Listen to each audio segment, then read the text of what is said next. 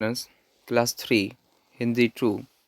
आज की कक्षा में हम चर्चा करने वाले हैं, पढ़ने वाले हैं रावण वध, चैप्टर नंबर 9। तो जैसा कि आप सभी को पता है कि हर वर्ष हम रावण के लिए एक उत्सव मनाते हैं और भगवान के राम के आगमन का बहुत ही धूमधाम के साथ दीपोत्सव मनाते हैं, जिसे आप दिवाली के नाम से जानते हैं। और उसी दौरान आता है एक त्यौहार जिसका नाम है दशहरा। तो दशहरा पर वही दशहरा दशानन के लिए मनाते हैं, जिसको रावण के नाम से भी जाना जाता है।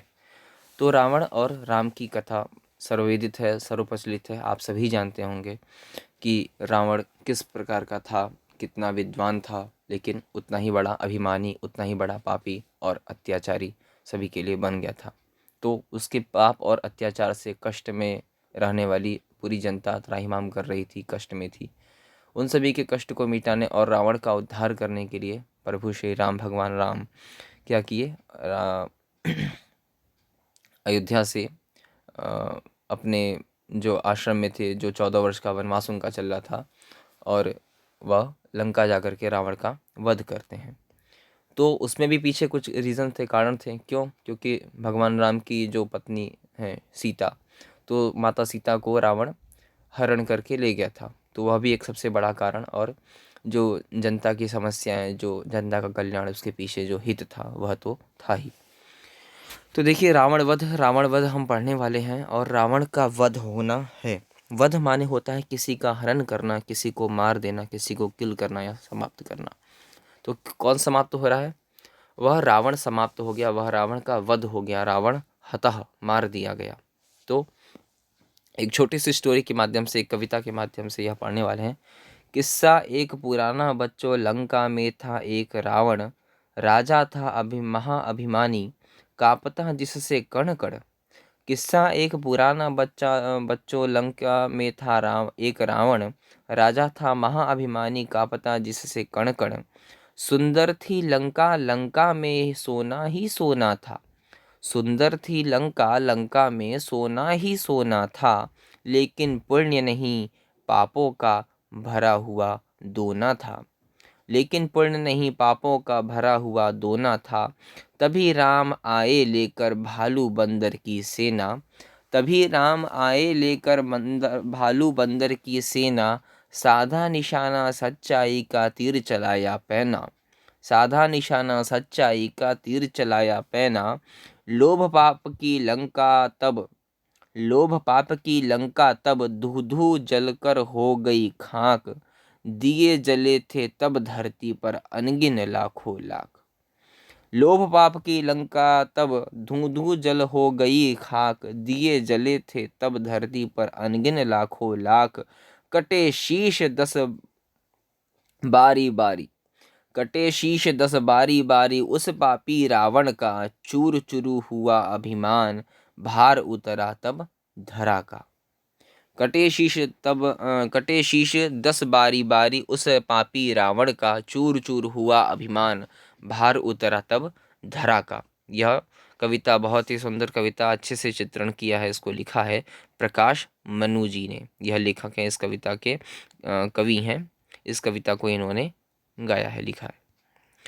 तो देखिए, रावण वध के बारे में बहुत ही शॉर्ट तरीके से, बहुत ही लघु मात्रा में जानकारी देते हुए, एकदम मेन मुद्दों पर बातें करते हुए बता रहे हैं मनु जी। तो उन्होंने कहा कि रावण वध के बारे में क्या कहते हैं। कहते हैं किस्सा एक पुराना बच्चों, आपको संबोधित करते हुए, आप सभी को अटेंशन में रखते हुए, ध्यान में रखते हुए, क्योंकि पढ़ना आपको है, आपको संबोधित किया जा रहा है इसमें। तो अरे किस्सा एक पुराना बच्चों, एक पुराना किस्सा। किस्सा माने होता है कहानी की स्टोरी। बहुत सारे आप स्टोरियाँ सुनते होंगे, अपने माता पिता, दादा दादी, नाना नानी से सुना ही होगा। तो उसे किस्सा कहते हैं, एक छोटी कहानी, कथा। बोले किस्सा एक पुराना बच्चों, एक ऐसा पुराना किस्सा, एक बहुत ही पुराना, बहुत बहुत ही ओल्ड स्टोरी आपको सुनाते हैं, किस्सा सुनाते हैं। लंका में था एक रावण। रावण नाम का एक राजा था। कहाँ पर? लंका में, जिसे आप श्रीलंका के नाम से आज जानते हैं। श्रीलंका जो एक देश है समुद्र तट के किनारे। तो बोले राजा था महाअभिमानी। वह जो लंका में राजा था, वह जो था, तो वह महाअभिमानी था। महा माने बहुत ही बड़ा, अभिमानी माने अभिमान करने वाला, घमंड करने वाला, अपनी विद्या पर, अपनी ताकत पर, अपने सेना पर, अपने राजा होने पर, तो अपने स्वामी होने पर उसे बहुत ही अहंकार था, बहुत ही अभिमान था, महाअभिमान था। इतना सर चढ़ बोल कर अभिमान था कि उसे महाअभिमान शब्द से बताया जा रहा है। तो बोले कापता जिससे कण कण, लंका की एक एक कण, इस धरा इस भूभाग की एक एक कण कांपती थी उससे। इतना ज़्यादा शक्तिशाली, इतना मायावी, इतना भयंकर था वो ताकत में और शक्तियों में, अपनी विद्या में। तो बोले कि वह था बहुत ही अभिमानी, कांपता था जिससे कण कण। तो किस्सा एक पुराना बच्चों, लंका में था एक रावण, राजा था महाअभिमानी, कांपता जिससे कण कण। एक एक कण उससे कांपता था। उसने हर प्रकार के इंद्र, लोकपाल आदि सभी अन्य प्रकार के देवताओं को अपने वश में करके रखा था, लेकिन वह सिर्फ एक देवता का भक्त था। वह थे भगवान शंकर, भगवान शिव। वह सिर्फ उन्हें ही पूजता था, उन्हीं की स्तुति करता था, उन्हें अपने सिर आंखों पर बैठा कर रखता था। बाकी अन्य जितने भी देवता हैं, वह किसी भी देवता को कुछ नहीं समझता था। किसी को अपने पैरों में बांध लेता था, किसी को अपने यहाँ चौकीदार बना देता। वो उसकी इतनी पावर थी, इतनी शक्ति थी, इतनी विद्याएं थी उसके पास कि वह देवताओं तक को अपने वश में करके रखा था। और आम मनुष्य, आम जनता तो बेचारी रो ही रही थी, उससे परेशान ही थी।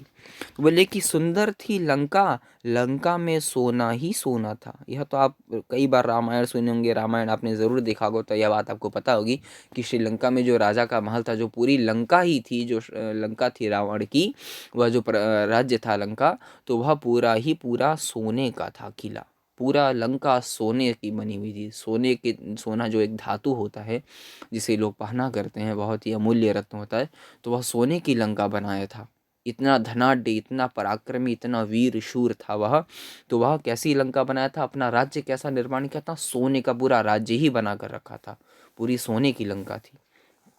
बोले लेकिन पुण्य नहीं, पापों का भरा हुआ था दोना। दोना शब्द का अर्थ होता है कटोरी। पेड़ के पत्तों से बना हुआ एक जो कटोरी के समान एक पात्र होता है, उसको हम कहते हैं आम बोलचाल की भाषा में दोना। तो पेड़ के पत्तों से बना हुआ एक जो कटोरी, जिसमें किसी भोज में, भंडारे में, आप कहीं ना कहीं किसी प्रसाद में दिया जाता है, तो वह जो प्रसाद वितरण होता है या किसी चीज़ में हम खाते हैं, तो वह जो पेड़ के पत्तों से बना जो एक प्रकार का कटोरी सा होता है, कटोरी के समान होता है, उसे हम दोना कहते हैं। तो बोले लेकिन इतना पराक्रमी था, इतना विद्वान था रावण, इतना महावीर था, शूरवीर था, लेकिन बहुत अभिमानी था। उसके अंदर सिर्फ एक चीज़ की खराबी थी, महाअभिमानी था, बहुत घमंड वाला था। तो सुंदर थी लंका, इतना इतना धनाढ्य भी था, वह धनवान भी था इतना, कि उसके पास इतना धन था कि वो सोने की पूरा राज्य ही बनवा, पूरी लंका ही सोने का बनवा दिया। चांदी और बाकी तो रत्न पदार्थ छोड़ दीजिए, उसने सोने की लंका ही पूरी बनवा दी। पूरा अपना महल, पूरा राज्य उसने स्थापित कर दिया सोने से बनवा करके। क्या बोल रहे हैं, तो बोले लेकिन पुण्य नहीं, पापों का था। लेकिन उसने इतना सब कुछ व्यवस्था, इतना चाक चौबंद, इतनी सब कुछ चीज़ें व्यवस्थित करके रखा था, लेकिन उन सभी चीज़ों के पीछे, उसके पीछे क्या हो रहा था, बोले पुण्य नहीं, पापों का था दोना भरा हुआ। कहते हैं ना कि बूंद बूंद करके आपके एक छोटे छोटे पाप ही आपको एक दिन एक पापों के महासमुद्र में आपको ढकेल देते हैं, जिससे निकल पाना, जिससे बच पाना शायद नामुमकिन सा हो जाता है। तो बोले कि पापों का था भरा हुआ दोना। दोना माने वही जो कटोरी मैंने आपने बताया। बोले कि ऐसा दोना था जो पुण्य नहीं बल्कि पापों से भरा हुआ था। किससे था, पापों से भरा हुआ था। इतना पाप, उतना कष्ट उसने परिवार को, पूरी जनता को, उसने पूरे देवताओं को दिया दिया रखा था। उसने ऐसा किया था कि पापों का था दोना भरा हुआ। वो भी अब वह ऐसा पाप करता था कि उसके अब पाप का जो घड़ा था, उसका जो पाप का दोना था, वह अब भर चला था, यानी कि अब उसके अंत का समय आ चुका था। तो जब अंत का समय आया तो क्या हुआ, कहते हैं तभी राम आए लेकर भालू बंदर की सेना। उस पापी के जो रावण था, जो इसने इतना पाप किया, इतना कष्ट दिया था लोगों को, समाज को, तो बोले कि अब उसके अत्याचार से समाज को मुक्त कराने के लिए, सभी का कल्याण करने के लिए जो भगवान श्री राम है, प्रभु श्री राम है, वह आए। तो कैसे आए, तो बोले तभी राम आए भालू बंदर की लेकर सेना। सेना माने अपना पूरी फौज लेकर के आए, भालू बंदरों की सेना लेकर के आए। उससे लड़ने के लिए, उसे समाप्त करने के लिए, उसका अभिमान तोड़ने के लिए, उसका अभिमान, उसका घमंड को समाप्त करने के लिए। तो बोले कि इस भालू बंदर की सेना लेकर तभी आए प्रभु श्री राम। फिर साधा निशाना, सच्चाई का तीर चलाया पैना। पैना माने होता है बहुत ही चोखी, नुकीला, सुई के समान नुकीला, इतना ज़्यादा नुकीला। तो बोले कि पैना शब्द का अर्थ होता है नुकीला, जो बहुत ही, जिसको आप आम शब्द में कहते हैं चोख, चोखदार, बहुत ही चोखा। तो बोले कि साधा निशाना, उन्होंने, प्रभु श्री राम ने क्या किया, साधा निशाना सच्चाई का, उन्होंने सच्चाई के बाण से, यानी सत्यता की राह पर चलते हुए, सत्य मार्ग का अवलंबन करते हुए, सच्चाई की ओर से चलते हुए, जो उसके दुष्ट था जो रावण, जो उसके पाप कर्म थे उनको नष्ट करने के लिए, उसे समाप्त करने के लिए, उसका अभिमान तोड़ने के लिए, सच्चाई के तीर से उन्होंने उसको मार दिया, उसका अभिमान तोड़ दिया। ये इतनी बड़ी बात क्यों है? क्योंकि भगवान श्री राम को देखते हुए ना देखिए, बल्कि यहाँ पर ऐसे देखना चाहिए कि एक जंगल में रहने वाला, इतने वर्षों तक तपस्या करने वाला, एक साधु वेश में रहने वाला व्यक्ति ने एक इतने बड़े महान लंका के पति रावण को, इतने वीर शूर रावण को, इतने बलवान रावण को, एक जंगल में रहने वाले 14 वर्षों तक वनवास करने वाला एक व्यक्ति, साधारण सा जो साधु बन चुका था 14 वर्षों के लिए, उस व्यक्ति ने, उस पुरुष ने, उस राम ने लंका के पति रावण को मारा, सच्चाई के पैने तीर से मारा। क्यों? क्योंकि वह तो अत्याचारी था, तो उसे मारने के लिए किस मार्ग पर चलना पड़ेगा? सच्चाई के मार्ग पर चलना पड़ेगा। और 14 वर्षों तक प्रभु श्री राम ने उसे ही फॉलो किया। उन्होंने तो पूरे जीवन में सच्चाई को प्रेरित किया, सच्चाई के मार्ग पर चले। तो तीर चलाया पैना। आगे क्या कहते हैं? बोले लोभ पाप की लंका तब धू धू जलकर हो गई खाक, दिए जले थे तब धरती पर अनगिन लाखों लाख। लोभ पाप की लंका तब, जो लोभ से भरी हुई लंका थी, सब कुछ, पूरे अखिल ब्रह्मांड, पूरे संसार को अपने मुट्ठी में, अपने वश में करके रखने की जो इच्छा थी रावण की, जो लोभ था उसके अंदर, सभी को अपने वश में करके रखने का, सभी को शत्रुवत व्यवहार करने का, सभी को अपना नौकर बनाकर रखने का जो उसकी इच्छा थी, जो उसने कर रखा था, तो उस प्रकार के लोभी रावण को और इतने अत्याचारी उस पापी रावण को, ऐसे पापों से जो युक्त हो गई थी, जुड़ गई थी, ऐसी पापी बन गई थी पूरी स्थिति। तो बोले कि पाप की लंका तब धू धू जलकर हो गई खाक। खाक माने समाप्त हो जाना, राख हो जाना। जैसे लकड़ी के जलने के बाद, लकड़ी जब जल कर समाप्त हो जाती, तो वह अंत में बचता है सिर्फ राख। तो वही जलकर राख हो जाना माने खाक हो जाना, समाप्त हो जाना, इंड हो जाना एकदम।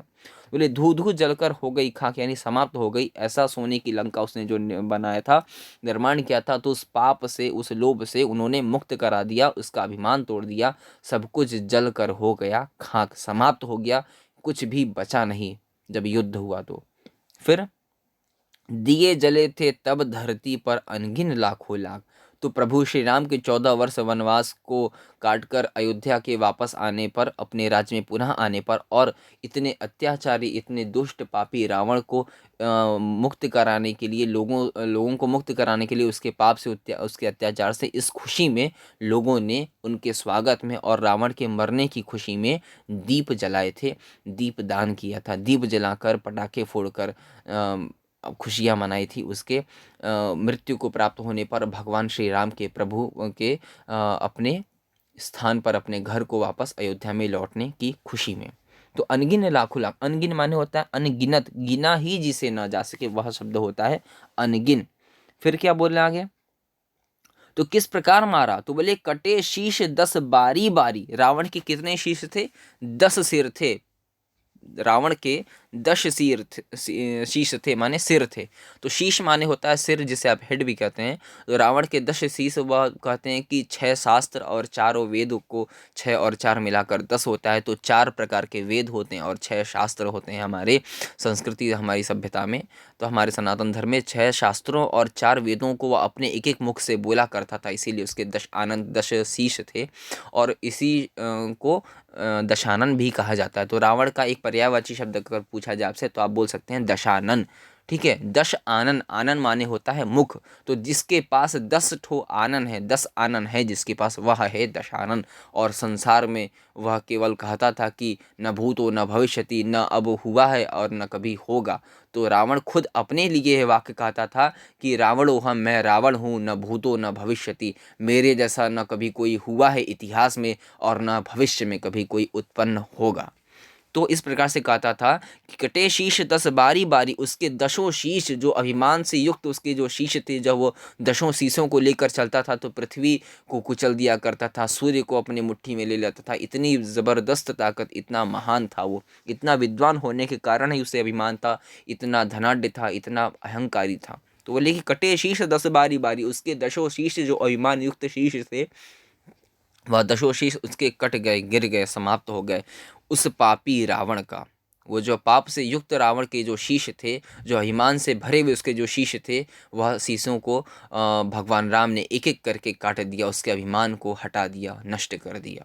तो चूर चूर हुआ अभिमान, तो चूर चूर माने समाप्त हो गया, एक एक करके उसके सारे घमंड को, उसके सारी इच्छाओं को भगवान श्री राम ने पूर्ण कर दिया और उसे अपने धाम में प्रवेश करा दिया। तो चूर चूर हुआ अभिमान, तो चूर माने नष्ट हो गया उसका अभिमान, उसका अहंकार, अभिमान माने अहंकार। भार उतरा तब धरा का, यानी धरती पर जब वह पैर रखकर रावण चलता था तो धरती भी चिल्ला उठती थी उसके भार से, उसके कठोरता से, उसके अत्याचार से धरती माँ भी रोती थी। तो बोले भार उतरा, कहते हैं ना कि तुम धरती पर बोझ हो, तो रावण धरती के लिए एक प्रकार से बोझ बन चुका था। इसी प्रकार से तो बोले कि भार उतरा, वह जो भार था, वह जो बोझ था, वह इस धरती से समाप्त हो गया, वह खत्म हो गया, वह नष्ट हो गया, उसका वध कर दिया गया। तो उसका वध किया प्रभु श्री राम ने। तो भार उतरा तब धरा का, धरा का माने पृथ्वी का, धरा माने होता है पृथ्वी, पर्यायवाची शब्द है धरा। तो बोले पृथ्वी का तब भार समाप्त हुआ, तब धरा का भार, वह बोझ जो बनकर बैठा था जब वो चलता था तो पृथ्वी तक कष्ट में आ जाती थी, वह पृथ्वी को भी सताता था। तो पृथ्वी को भी वह अपने वश में कर रखा था। ऐसा महान योद्धा, ऐसा योद्धा कहना तो ऐसा महान पराक्रमी कौन था? रावण था। और अपने ऐसे पराक्रम से, ऐसे बल से, ऐसी ताकत से सबको परेशान कर रखा था, सभी को सब कुछ तहस नहस करके रखा था, ऐसा एकमात्र रावण। तो इस प्रकार से देखिए, बहुत ही सुंदर कविता जिसको आपने पढ़ा और जिसका एक्सप्लेनेशन मैंने किया, व्याख्या किया। तो रावण वध के बारे में जानकारी दी गई बहुत ही लघु कथा के माध्यम से, एक छोटी सी कविता के माध्यम से, जिसको मनु जी ने लिखा है। तो रावण वध इस प्रकार से आपने पढ़ा और यह पाठ समाप्त होता है। अगली कक्षा में पुनः मिलेंगे। धन्यवाद।